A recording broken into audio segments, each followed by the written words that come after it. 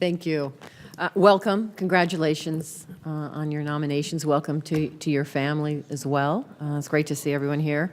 Ms. Homendy, let me start with you, if that's all right. Obviously, you have an accomplished background in rail and safety issues, and given that, you are acutely aware that there have been various examples of concerning derailments with crude oil by rail and hazardous materials in recent years. As no surprise, I'm from Nevada. I'm deeply concerned with any effort to dramatically expand the movement of spent nuclear fuel and high-level radioactive waste in our nation's rail and highway network. I've previously submitted a report into the committee record that underscores that this hazardous material would be traveling in close proximity to tens, if not possibly hundreds of millions of Americans, including through 329 congressional districts, and a vast majority of the lower 48 states would all be impacted by shipments to Yucca Mountain in Nevada. And nearly all of these folks won't have any idea when, where, or how much is traveling through their communities. And to give you a sense of this scale, this project would require the shipment of waste from 76 sites in 9,500 rail casks within 2,800 trains, 2,650 trucks hauling one case each to Yucca Mountain for over 50 years. But it is the lack of the foolproof safety of our infrastructure that I'm concerned with, and everyone else in this country should be as well. Is the public, and so my question to you, is the public provided with information on the timing of shipments and hazardous waste moving through their community? Would the public know that? No, Senator. And so under the current system, highly dangerous radioactive waste would be moving on a railway down the street, and families across the country would have no idea that that is occurring. Is that accurate? That's accurate. And can you speak to what other rail and labor safety regulatory efforts have been legislated on, or that even been recommended by the NTSB that have not been put into effect yet?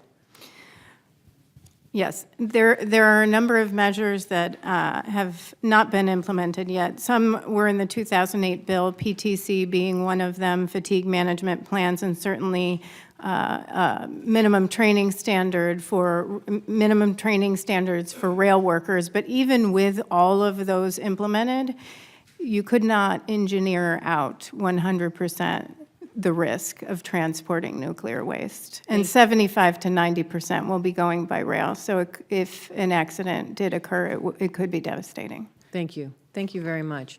Ms. King, I want to talk to you about an issue that has come to my attention because I've recently received letters, a number of them, but this one has been signed by a number of groups, including the League of Conservation Voters and Union of Concerned Scientists. And in the letter, they state, the recent leaked joint draft proposal for light-duty vehicle standards for fuel economy and greenhouse gas emissions shows that NHTSA, alongside the EPA, intends to significantly weaken the existing standards through model year 2026. This proposal relies on unjustified cost analysis and data, flawed safety assumptions, and blatant disregard for energy conservation and climate change. This proposal would increase oil consumption by 206 billion gallons of gasoline between the years 2020 and 2050. Further, it will put the American industry behind in the global market, where many of our largest competitors, like China and India, are moving forward with more stringent standards. Now, Nevadans and all Americans want more fuel-efficient cars to save them money. In fact, a recent Consumer Union survey found nearly 9 out of 10 consumers want automakers to continue to raise fuel efficiency. And on this issue of CAFE standards, in fact, I've literally been visited by automakers who recently came in, and we talked on a number of issues, and they underscored to me that they don't want to have this form of a rollback in CAFE standards. Do you believe this is in the interest of the U.S. to reduce our use of oil? No, Senator, there was a lot there. There is an ongoing rulemaking that I'm working with my colleagues at the Environmental Protection Agency on that rulemaking. There is not yet a proposal. We will propose a rulemaking soon for a public comment period. I have seen the press reports you reference. I've not seen the documents that they believe may be leaked. But I can assure you that Both the National Highway Traffic Safety Administration and the EPA are working together on a data and science-driven process and look forward to a transparent process and receiving public comment. The letters you've received, I would encourage those commenters to participate vigorously in that process to make sure that this very important rulemaking is the best possible in its outcome. Can I ask you, do you agree that keeping the one national program together is important for industry certainty? Absolutely.